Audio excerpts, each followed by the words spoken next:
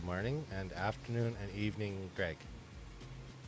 Hi, David. How are you? That's a And tricky question. Yeah. well, I'm sure you're fine. Well, I got the video going somewhere. Where? I Oh, don't know. you can hear yourself, can you? Yeah, it's scary. Well, that means that it's Yeah. working. Good news, everybody. And good morning, Pierre, Dominic, Bruce, Stig, everyone else that's joining Yeah. us. Welcome. Good to see you on a Sunday, or hear you, or participate with you. Um, I don't see know. your I see don't your know name because we in the can't little see thing you. go by, right? Like, See you in yeah. chat. How's that? You're There we go. here, I got there. I got there. loud and clear. Awesome. That's good. Ironically, Greg says it sounds better this week than last week, and I'm like, well, I didn't change anything. Oh. I don't know. I unless something changed on my end, you're coming through loud and clear on my I end, like really. it. So This is good. This is good. Um, so we got a few things that we want to chat a bit about. Some of them we chat a lot about, and some of them we don't. yeah, sure. But hold on, I'm writing an email to one of our subscribers here. There we go. So first things first, as we often do, we would like to say a warm. Is warm the right word? I think Warm warm is is a very a good word. A warm thank you. There you go. To our patrons. They're all up on the screen. Each house. Thanks for the tree support, but all of you are important to us. You guys keep the website running and that kind of thing, which we post a lot of files on. And the Patreon live streams probably coming up. I think it'll be the weekend after Canadian Thanksgiving. yeah, Say probably. Canadian, because we'll say Thanksgiving, and then our American friends will be like, "That's a long ways away." No, ours is in Yeah, October. ours is like next weekend, I think, and yeah, it is. Hello, Steven. Steven's in the chat now Oh, too. Steven, nice to see you. Yeah, so we're settling back in, obviously on our Sunday shows, and that will be a for sure thing. And I think after this week, most things are free and clear for us. I think so. Yeah. There might be a weekend where I'm like doing it from my phone or something because I'm in Calgary helping my parents out. Yeah. But other than that, I'll probably have my laptop there. But so my background will change a bit, but it should be fine. Yeah, it'd be good. It'd be good. Yeah. Yeah. So I forget. So there is a new thing, and the new thing is there's a. It's from E3D, and they announced it like I think during this week. They call it the Revo, and it's trademarked, so they call it the Revo TM. And Is it the Vivo hot end or? so yeah, it to best describe it, I think Dominic's description of it is actually it's a knockoff of the Raptor hot end, and it looks pretty sweet. So yeah, it is. It has. Okay, I'm looking And now. it's the same idea as all the other actual like ultralight hot ends in Mosquito, or the other one that I never remember. So it basically to me looks like it's something that'll go really well into a Voron because it looks like it has an option for a screw top piece. Yep. And that's one of the things that they use clones in the Voron with I think I have one in my V0 kit, and it has a little nut on the top to screw down the Yep. hot end. Yeah. Yeah. So that's interesting. It's definitely. Ooh, look at those I nozzles. know, right? They. That's different. Well, kinda. I say. Well, similar. Yeah, I say kind of because like if you look at the heat break, just let me do this. Hold on. I don't know if it transitioned. There we go. Boom. Okay. So like these are the nozzles that we're speaking of. I'm like, we're talking Yeah. about it. We got it right here. Let me show you. So this is their webpage, E3D's Revo blog, I guess you could say. But it reminds me an awful lot of the Mosquito. But they have a round heat They break. do, which is it's a little bit different. It's a bigger zone too. But that's kind of retro too. It is. It's because some of the original heat breaks were you couldn't change the heat cartridge because the whole heat break was the heat cartridge. And I mean E3D in general, I've never had too much issue hooking their stuff up. That's like, true. Mostly we use the well, Greg has the Hemera, but then we both have like like legitimate E3D V6s. Some of them are the light, some of them are the all metal, and Greg has clones. I have some clones, but I don't count clones. Clones aren't E3D. You can't hold them accountable. But yeah, like that's kind of cool. I wonder, can you buy it? Probably not yet. Probably not yet. That's cool though. They've managed to form factor it as well, so it's the same as the V6. So you can just like pop it in and away you go. Strange how that they invented the V6, that they made it the same. Isn't that weird? It's almost like they had the the documents, designs, which were open source and online. Pricing, 120. So it looks like they're coming in at $120 for the hot end, which isn't a bad thing. I mean, they're the all metal. I think when I bought my last D3D all metal V6, I think it was about $90. So that's pretty in line with inflation and all that stuff. I think the cylinder part is actually the heat block that making it the nozzle heat block, the heat break combo. Yeah, and I think you're right because of when you look at this there's a better picture. This one here, you can see that whole piece gets sunk right into that heating block there. So I think you're right, and I think it'll probably have more heating, like a nice even even melt. You'll be able to. Well, they call it rapid, right? I'm gonna go to the top and make everybody. The rapid change of tractor manufacturing has so the rapid change family, which is good. I think the surround part is the heater thermistor combo. I think you are right again. Yeah, it's kind of interesting. Yeah, I guess we'll have to see. And there's with the price of the heater cartridge, because it's all integrated in, I guess. Yeah, but what the performance is like, true. Right? But I have really good news, Greg. This is for everybody, actually. Everybody, I have really good news about this product. There's no chips in it. So what you're saying is it might be available. Yeah, you might be able to get them. And attainable. You might be able to attain it. It's not unobtainium. Well, I like what you right? did there. See, I made up a thing. And what did you see how they've coded their nozzles? So you know which size you're running? Well, and the cool part is like the rapid change portion is it looks like they just slide lock into that into the heat break or into the heater cartridge there, right? So yeah, like color coded, in and out quick, away you go. I think that's an amazing product that most of us could get behind. Generally speaking, I mean, I have a few printers. Greg has a few printers. So you have a few. Right? So if I'm printing like if I on a big format printer and I want a big nozzle, I'll just put a big nozzle on there, and usually it stays there until I have a need to change it. So like a year or something.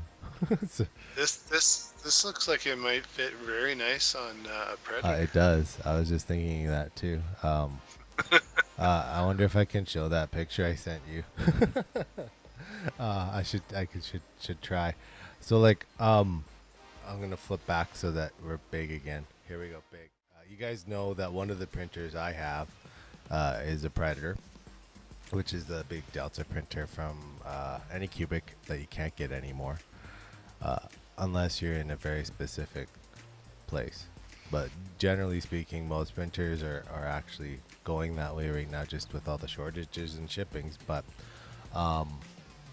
if you try to adjust the PID settings on a Predator with the broken version of G2 firmware on it, that's mostly repetier, kind of, it really doesn't work.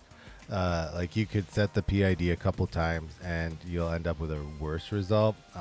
Here, hold on. I'm just going to see if I can get this picture up here. I sent Greg a picture yesterday. I was printing some, let's see here. I was printing some stuff for my, for a board game that we play. And let's see if this does it blow it out? Not really. There we go. There's the heat graph. So that there is the heat graph when it started up, and you can see like the exact moment when the fans kick in, and then it catches up, and then they do it again. And that's not uncommon for that printer, but if you try to PID that particular problem out, it actually fluctuates worse and just quits printing. So can you just turn down the fans a bit to try to not like go crazy with the you cooling? could. I think the real solution, and I did order them, they've just never shown up from Amazon yet, is a sock. Oh, you lost your sock? No, I never had one. The Predators never shipped with a silicone sock on them. Oh, see, I had a sock for my. And I think I have a sock that'll fit. It's the sock that goes on it should be, I think, the same one as the E3D V6 is. Nope. Is it a different cartridge? Hmm? Yeah, the heat break's a different size because it's clone. Yeah, that's right. Yeah, I think I might have one for you. I'll look around. So that's a thing. It's been a thing for a while, but it's not like when I leave it at the stock setting, which I hate doing. It works. I guess so. The reason behind PID, the reason we do it, especially to heating devices, is to extend the life of the part that's doing the heating.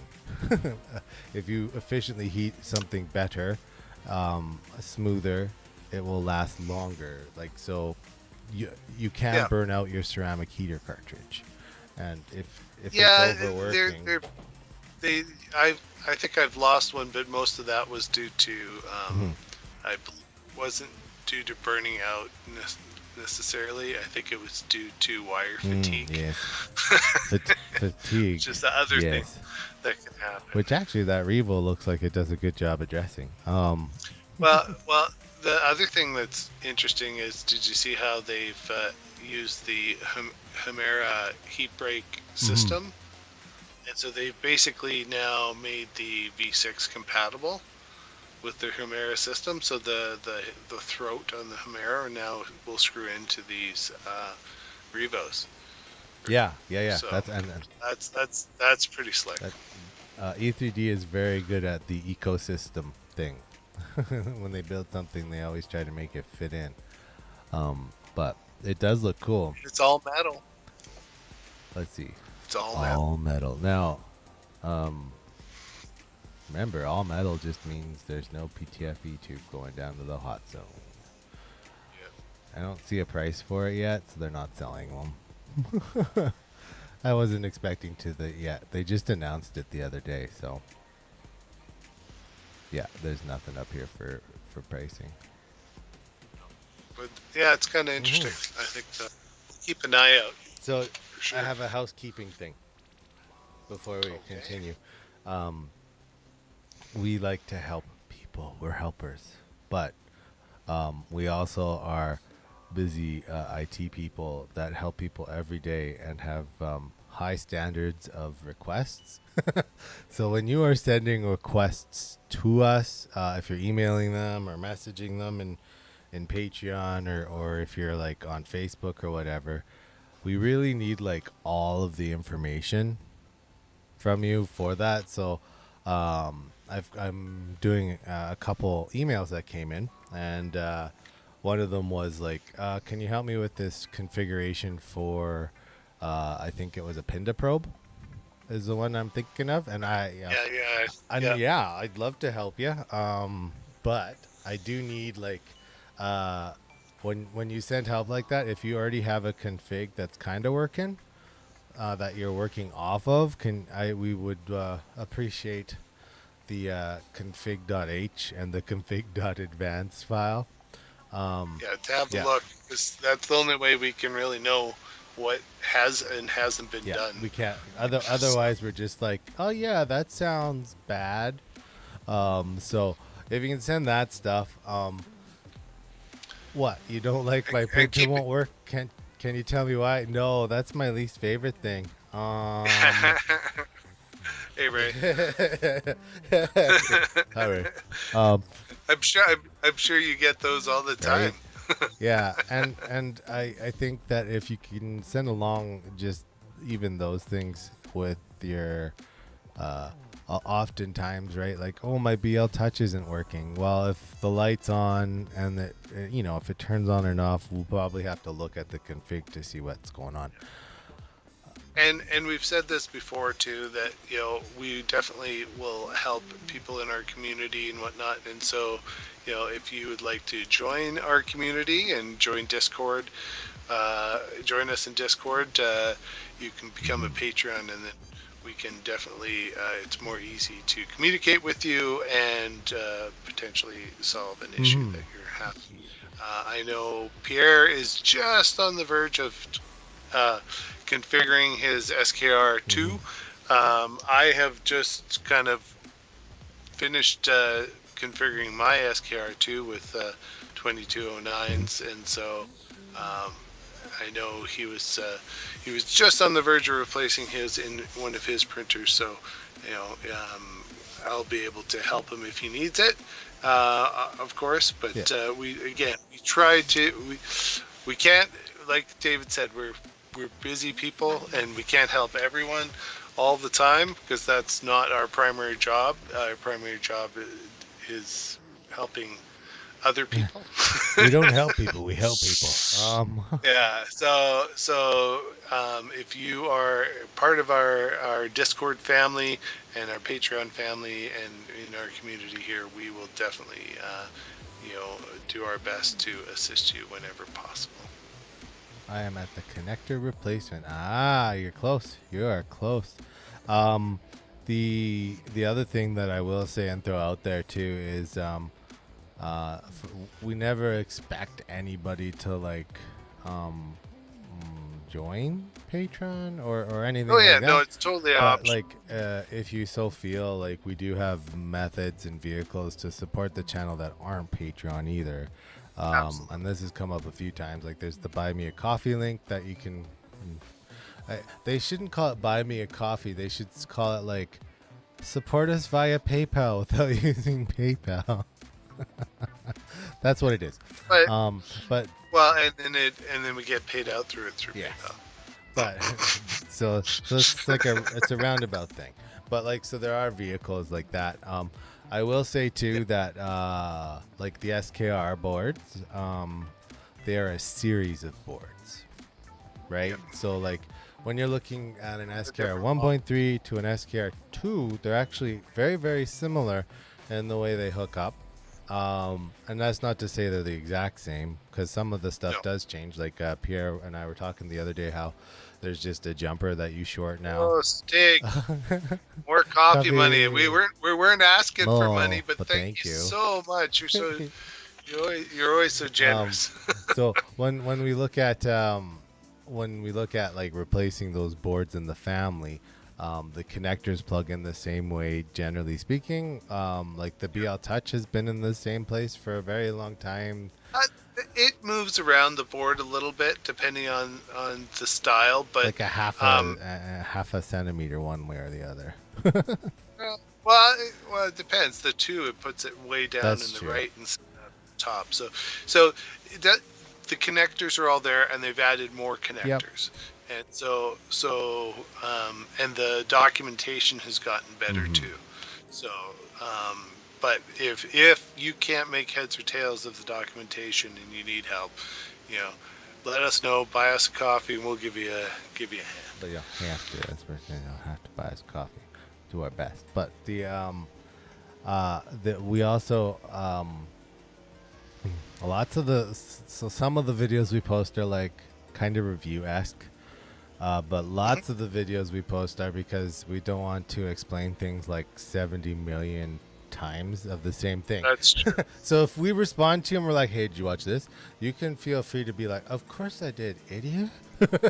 And then we'll know, right? But so there's just that. I just wanted to throw that out there. And that's, that's an end of public And announcement.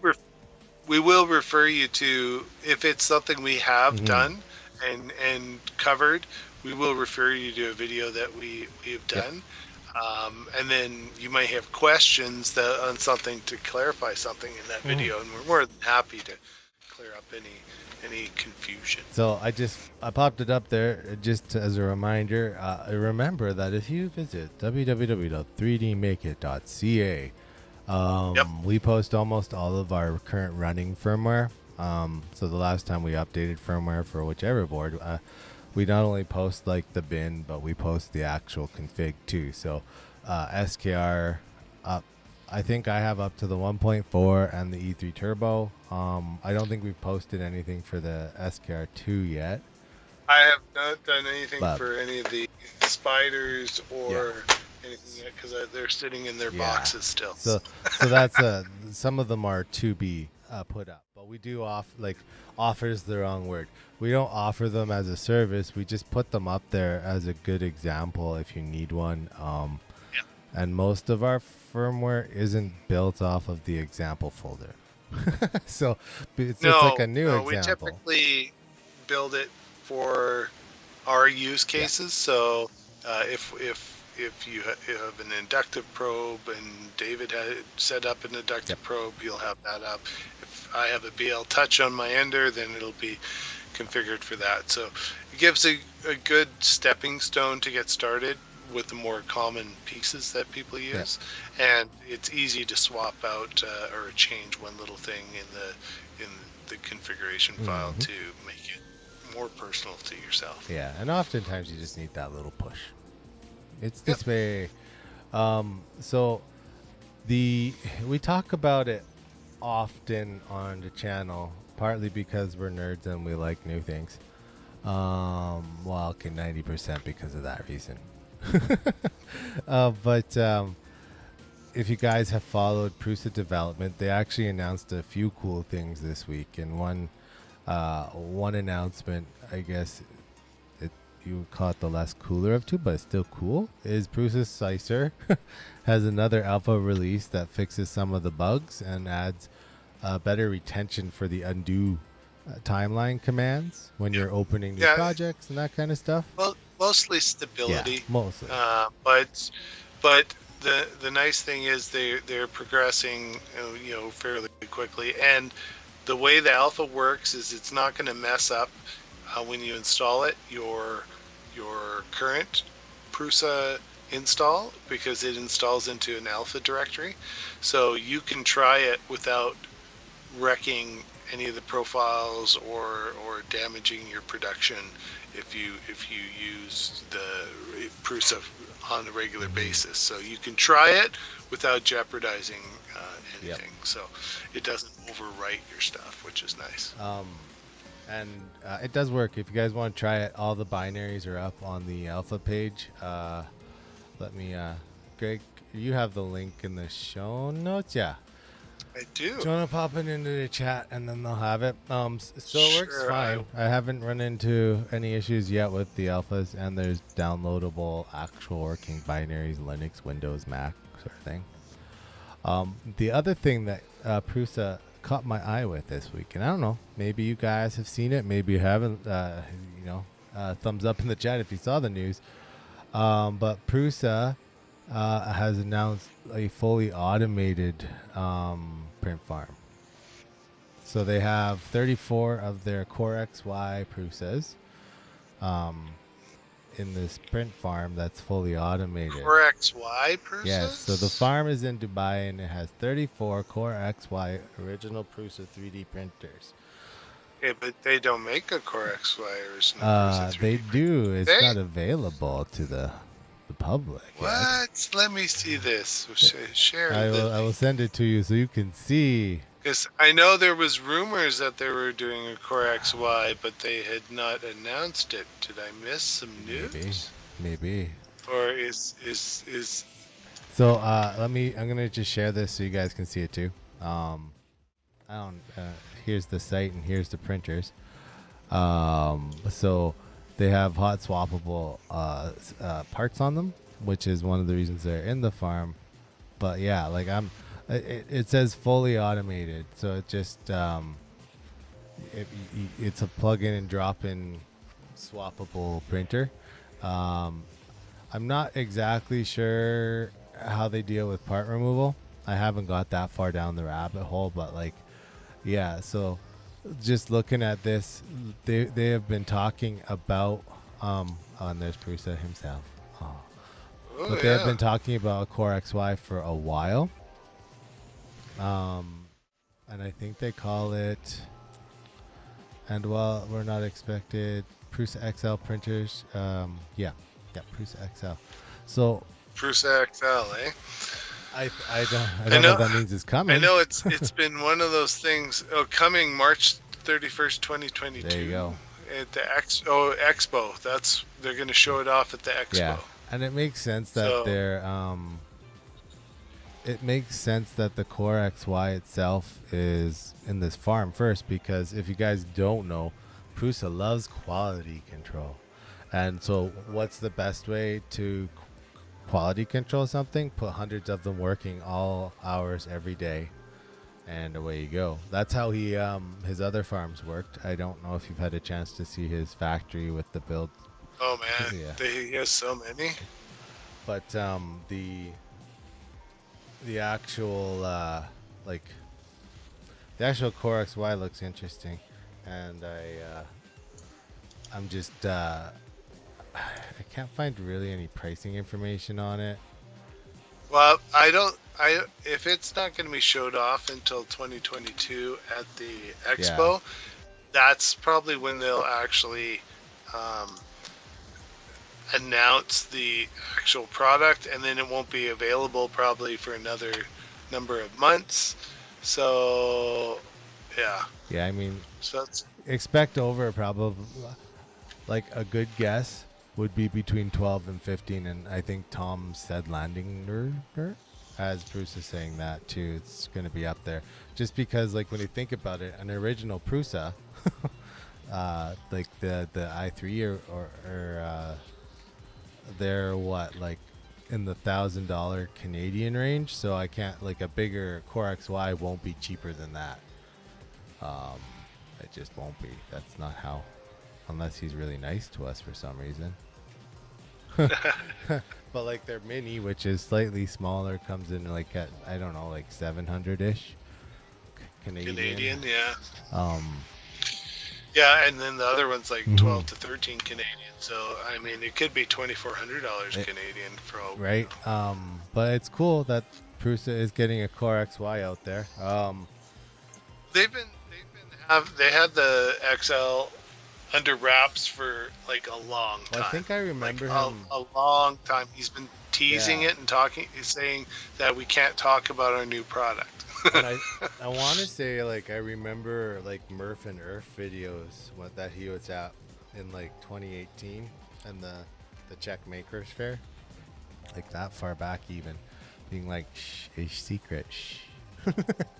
But so like that's a cool thing on the horizon for not only Prusa but for us, the new, if you guys are Prusa printer fans. Like in the picture of these printers, it does look like they're built off of 2020, but again, who knows if that's what the final product And is. will it be based similar to the E3D tool changer? Yeah, right. Who knows? Right? Like, will it just be a dual extrude, because from what it looked like it was multi-material. Yeah. So Well, which makes sense. I don't think Bruce is ready to drop the MMU anytime soon. Dominic Muses. See, I used the word muse.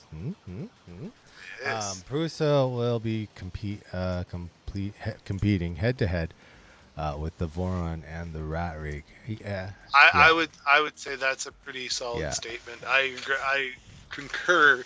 Well, not just those two too, right? Like the SK series ones, Rat Rig, the one There's there's a bunch of homemade I ones. could totally see them doing that. So yeah, I missed that news. So thank you so much for bringing that up, Did because it. I'm gonna do a little more Right? digging on that, because normally I watch the Prusa live streams that they do, and they've been teasing stuff, but I have missed the last few, so maybe there was some info there that I did not know about. Sounds like that info. Whoa, Pierre, you bought us coffee. Thank you so much. I missed it, but Yeah, thank you. Came through an email. Oh, thank you, Pierre. You're the best. That's why I missed it, because I don't check email very often while we're in here. I guess I shouldn't I? So, one thing that we get asked quite often, and the answer is probably different even from Greg and I.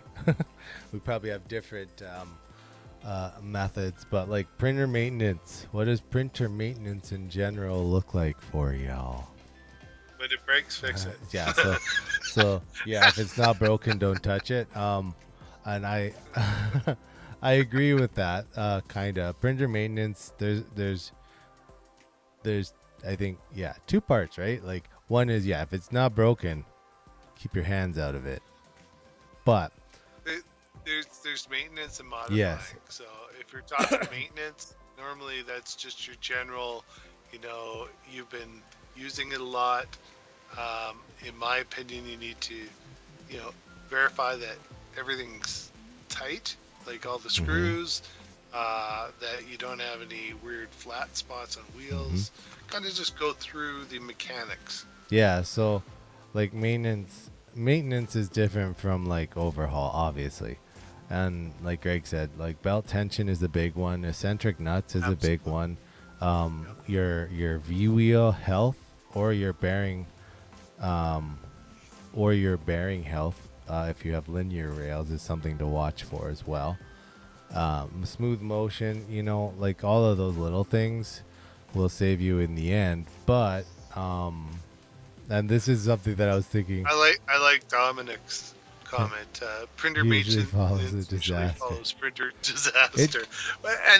And you're not wrong, because I've had to do that too. All of a sudden, there's like a heat sock in a big long blob of something, You're like, and then you're like, oh man. So that's true, Yeah. but there's also some preventative maintenance. Oh, definitely. Just to make sure that nothing's rubbing. Are your wires good, or have they been rubbing against metal, and maybe you should tweak them and zip tie them? Yeah, and keep them. there's lots of little things to, because we've got bearings, we've got wheels, we've got pulleys, we've got tensioning, we've got leveling, right? Well, I don't know if leveling is maintenance. Just level your dang bed already. Well, okay, but let's say you move it or something, Yeah. right? Then you've got to go through that process again, and that is kind of, because it's caring for the quality of your prints, Yeah. right? If you and watching your prints, right? If you print something on a regular basis and then all of a sudden it's not quite looking as it normally did, that's a good indication to start going through your printer and checking for Something. your Yeah. belts and wheels. Yeah, if you're layer shifting, there's signs that it might be time. But I, like Ray, I don't keep a logbook like Ray, but I do use the print time in the menu. And there are certain things that happen after print time. So, like, even at the beginning of a print, before you get going, if you happen to be in the room, sending the print job, just seat your Bowden tube again, right? Like there's little maintenance stuff like that that will save you a headache in the long run. However, like Yeah. on a large scale, I'm like, great, if my printer, like, if I'm printing and my printer rolls over 500 hours, I will look at all the wheels on purpose. Then I stop, I check my wheels, I check the belt, just even if I've checked it along the way. It's just good to do. Yep. Absolutely. And then I guess the other question too would be like, you should be cleaning. Oh, what do we got here? As an ex-industrial mechanic, I know how important good maintenance is, and I check the wheels and belts once a week and lube the Z once a month. And I was gonna Stig beat me to the punch. The Z rod is, and if your printer happens to run on a Z or a rod on the axis as well, or ball, clean them, make sure they're clear of debris, make sure that the rods are actually lubricated. If you have pets, that's something to look at. Like, is there a buildup of Fur. Fur? Yeah, and again, like, lithium grease is okay for lubricating the Z rod, and I don't think this statement will impact many people in this room. But WD-40 is not a lubricant. Don't spray it on there. No. Never has been. But it's great for removing grease. They actually make a lubricant. They make a lithium lubricant even. You just have to find the right can. Too many people, like my son, his friend was over the other day, and he's like, yeah, I'm going to put some WD-40 on my chain because it's squeaking. I'm like, yeah, that'll remove all the grease, and then you need to grease it. He's like, what? It's like, now you know. And like and the reason you don't want to go silicone on those parts too is silicone lube is based on particulate, and it could end up just causing some binding and grinding. Most of us that have an i3 frame that has a Z rod on it as well, it goes through the bearing on the side, and that one again, you need to make sure that okay, there's two fields of thoughts. If your printer has been assembled properly and the rod is squared to the Z rod is squared to the upright gantry, generally speaking, it should be tight. But unfortunately, sometimes these printers, the tolerance isn't quite there, and it's not parallel, so you end up loosening it, so you get rid of Z wobble, because it can absorb that wobble for you, and so there you gotta check. Most of my printers have the nut, and it's not fully tight. And that's where you would put the backlash nuts as well, like if it was something you were upgrading.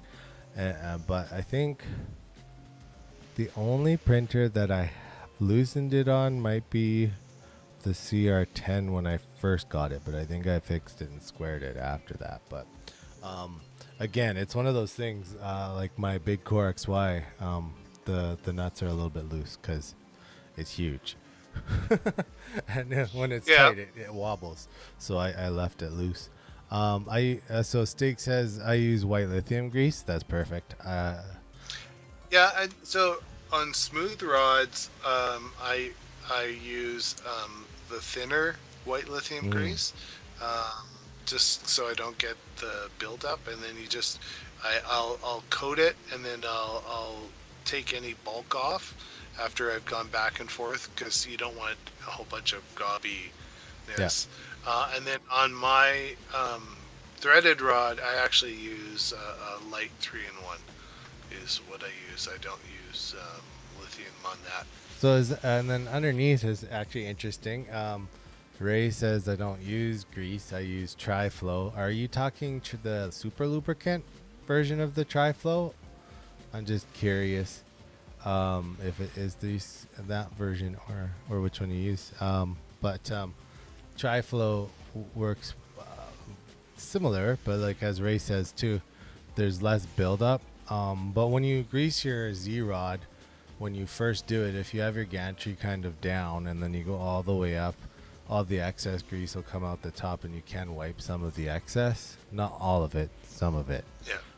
Oh, I see why you use it. I see. I Nah. see. Yeah, yeah. Okay, that's the one I thought. Yeah. So, um, you don't have to buy it from definitely, but you could buy it from Spool because they're amazing people. But yeah, so it's the super lubricant from Tri. Yeah, it's the light Yeah. stuff. So yeah, and I just the the nice the nice thing with that is it is PTFE Hmm. based, so it is very slippery and it coats really nicely.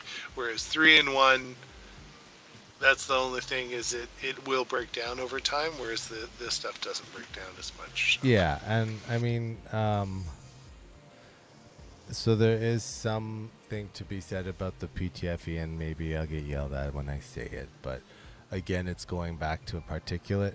Um, it's like a silicone, but it's PTFE. But like, it will work. And I would imagine, um, I want to say it careful so I don't get yelled at. I think it will work just as well as lithium grease. However, I think lithium grease might have longer lasting effects on your printer. I don't The know. PTFE, um, you it's absolutely true though. It won't attract as much particulate like dust and hair Yeah, and that yeah. stuff.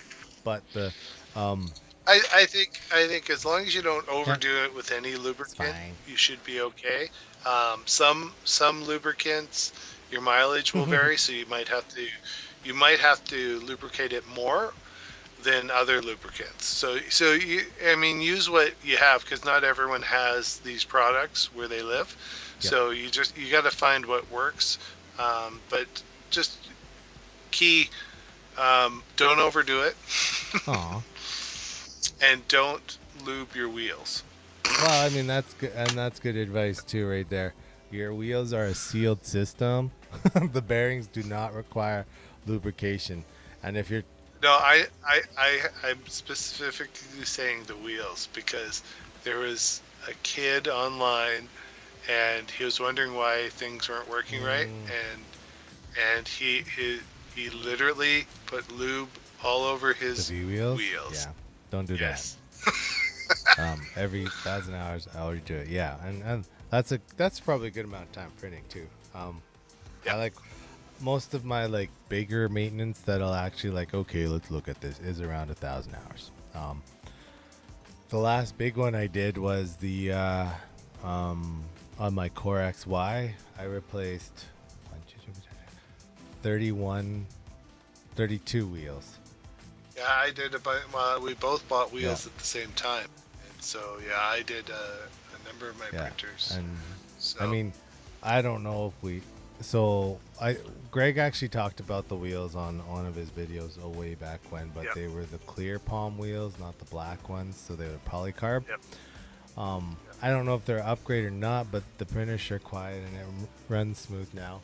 I did notice yep. though, and I don't know, maybe you had the same experience, but like for the first, let's say 30 hours of printing, the wheels were the wrong shape, so the printer adjusted it for them.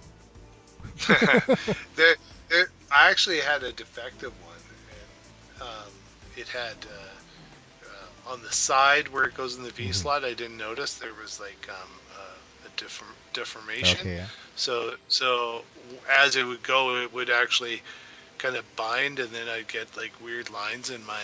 Mm, So I had to figure out which wheel it was, and then I had to yep. swap it out again.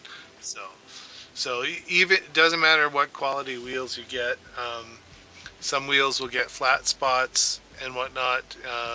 Wheels are cheap, easy to replace. Mm, So if you're pulling your bed and whatnot, and it stops as you're pulling it, and then you have to kind of get it going again, you probably have a flat yep. spot. So inspect your wheels.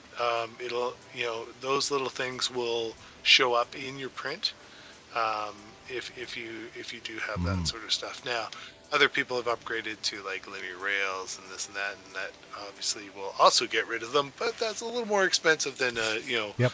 a few cent wheel. Well, don't get me wrong, linear rails are amazing, but they do carry their own set of maintenance with them as well.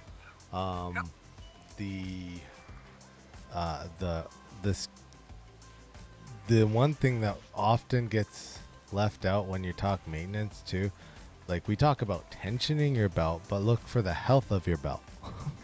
Absolutely. So does it have teeth? I haven't had the problem where I've like worn them completely out or broken one yet. But buying a better belt, I think Ray can probably attest to that. The Gates belts are probably a little higher quality than some knockoff brand because the way they reinforce them and do the weave is a little bit higher quality better than others. So so Pierre comments, it's a great idea to have a logbook for maintaining, and I wish somebody would make a template. Well, we could probably make a template for us and put it on the website. Well, you know what? We should do a collaborative thing in Discord, and then go back and forth so that we can get, because you and I will have our ideas of what needs to be in the logbook, and then Ray might have his ideas, and Stig might have some suggestions. So too. Maybe we can do a collaborative project on it. I like it. The other, it's a little bit off topic of maintenance, but while we're on the topic of Discord and that kind of thing, we are probably looking to do a bit of a design off competition. Some of the stuff still in the decision making phase of like pricing and that kind of stuff, but like it's going to be around Christmas time, holiday season, if you will. Probably like pre-Christmas, so that you have some time to kind of work up to it. And the idea behind it is make some sort of ornament or tchotchke decoration, no matter where you are, for like your preferred holiday season-ish thing. I did well. That was pretty good, right? Like and we want it a unique design that is made by you. So we'll figure out the parameters of and whatnot. We've been working with Ray on some ideas, and so hopefully we can have something out for the community to do, and we'll have some sort of prize or prizes. We're not sure something. Yet. We'll do something. And we'll have an official like announcement video too, probably, just to announce what it is. Stig, Stig mentions it. I talked about it earlier, but the Marlin maintenance timer in your controller in Marlin lets you know when to do it. That might be a good video too. And it could to incorporate. And then we could have our put the checklist in the same video, right? Make it available at that time. Yeah. But I do like the Marlin feature. Before they had the maintenance timer, they did just have the general print timer too.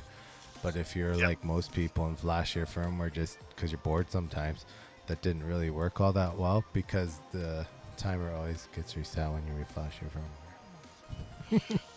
Yeah, that's why I haven't really used that timer too much. But I did just fire up my kit over here, my Ender, and it's running 2.0.8 point something. So I'm like, I think it might be time to do an upgrade. So, upgrading is good. To wrap up the maintenance thing, and you guys can pop it in the chat, but like, there's preventative maintenance you do all the time. That's when to do that maintenance. If you see the belts loose, don't wait for 500 hours to tighten it up. Make sure that when you are scheduling your maintenance, it might be different for you. So like I'll say like anywhere between 700 and 1,000 hours, it's time to check the belt, check the wheels, lube some stuff up, right?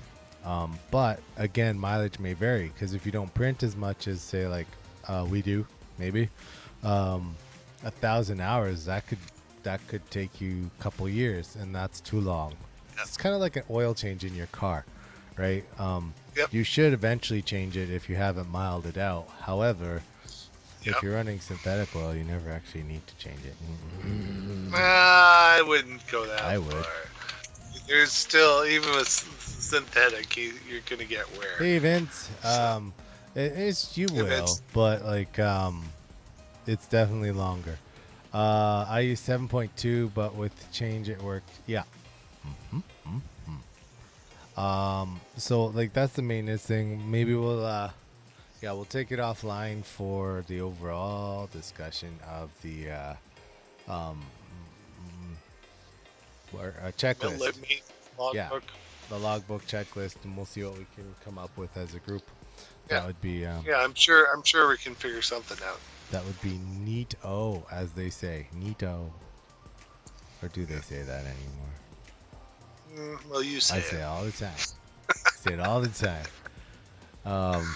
I might have to harvest a chip from my printer so I can get my car back.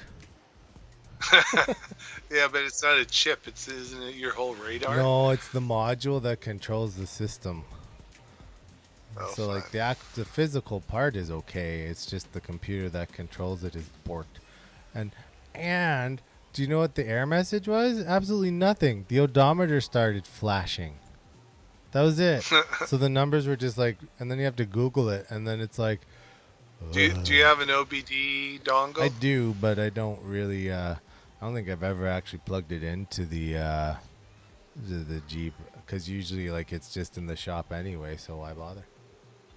Yeah, I've had one for years, and I use some really nice software that I can reset codes, check codes, all that sort of Yeah, stuff. I used it a lot when I had my Saturn mobile, because it was always throwing codes, and you're like, what does it mean? Why? But like, maybe it'll be back Monday, maybe, but we'll see. So we are. I'm gonna click some buttons here. Vince has a really good point. Yeah, if you're doing a long printing project and whatnot, don't change your firmware. Right? Yeah, if you're finish your project. That's a really good. And Stig also said, like, once he has one that works, unless there's a feature that you need or something, then stick with it. Like, unless they're turning on something that you must have. And chances are on a big project, there's nothing that you're gonna need. Yeah, exactly. But David and I we live on the bleeding edge for you guys, so that we know when something's wrong, because we try the stuff. We're the Yeah, canaries. if you join the live stream and you see us dead, don't do the update. Don't do it. I said that to my wife yesterday. We should put a canary in the printer room, and then we know if the PTFE is burning. It's mean. I like to stick in my Yeah. old Nissan. The most advanced electronics was the CD player. When I was in my second accident I had with my Corsica, so that's like a 1991, I think it was. I was hit so hard from the rear end that the CD deck popped out of the dash and ended up in the back seat. Nice. And it was all because a kid was late for class. I'm putting a thing up, Greg. We are getting to the topish of the hour, and we're really terrible, but We gotta put the thing. thanks to our Patreons again. We always thank you twice, so you guys are amazing. Yes. If you want to check us out, there's public stuff on Patreon as well. Patreon.com/3dmakeit for all of your Patreon. And more stuff. We'll put the contest stuff up there first to get feedback from our Patreons, so that we can maybe refine it a bit before we go fully public with it. So. And then, like, since we're really good at remembering to do this at the beginning of the video, remember to share it and like it and all that stuff. Get the thumbs up. Yeah, The algorithm gods. We gotta thumbs up to the algorithm we need gods. to come up with a name for them. But yeah, Roger. and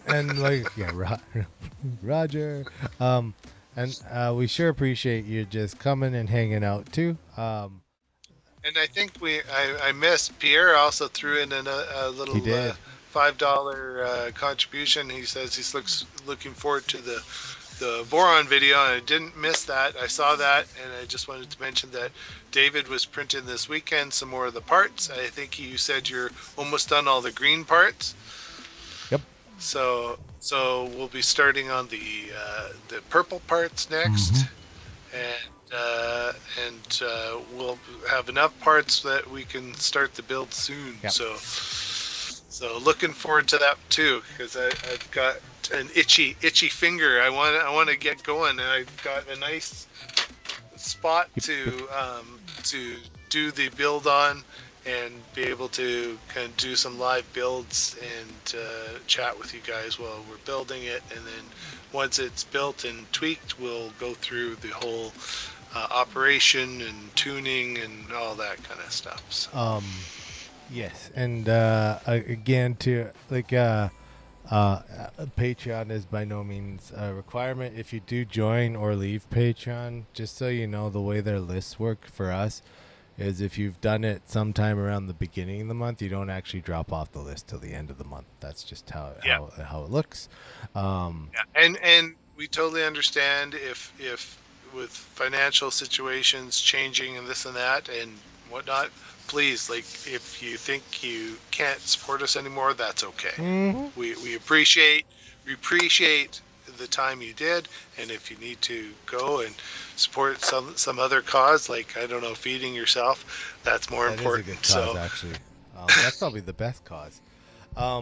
If you guys, one thing that we can do too, and I don't know but we probably will throw it out in a bit of a question in Discord later this year, but we can switch to the YouTube membership, which might be easier. Well, we can do both too. Yeah, it's just something that's available. If that's something that's interesting to you, just maybe shoot us a message. Alexander Romero, Hulk build taking way too long. Well, it unfortunately there's parts that need to be printed. What's the Hulk? Is that your Voron? Oh yeah, he's strong but mighty, or small but mighty. Yeah. I remember. Small but mighty, yeah. So it's coming. Yes, it is taking a long time, but we only have one ABS printer, and it's been kind of on and off with between holidays and all this kind of stuff. So it's getting close, though. I would think that by the end of this week, all of the parts, like I said, I don't look ahead. I don't like spoilers. So if there's a giant part coming, then it takes a while, it might. But other than that, the little parts, like the idlers and stuff, those printed in 5 hours, 6 hours. So, but yeah, no, it's coming. It's coming. But I think, Greg, I think we're at that time. So again, thank you guys for hanging out. Lots of info on 3dmakeit.ca. Again, there is no pressure to do anything. If you don't want to do it, just hang out. It's fun. But if you do like what you see, share it, subscribe, that kind of thing. And if you just want to hang out on the live streams, they're on Sundays at the same time, 10 o'clock, until the time changes, and then it'll be a different 10 o'clock. Yeah, that's fun, yeah. And Stig will be all confused because our time will change, and then he'll be either an hour later or an hour earlier. I never remember which way it goes. We fall back this time, so yeah, it'll be later. But yeah, so that's it for us for today, everybody. Thanks for joining. Hang out. We will talk to you soon, if not sooner than later, on Patreon. Or not Patreon, Discord. Bye. Well, everywhere. Yeah. Have a good day, all.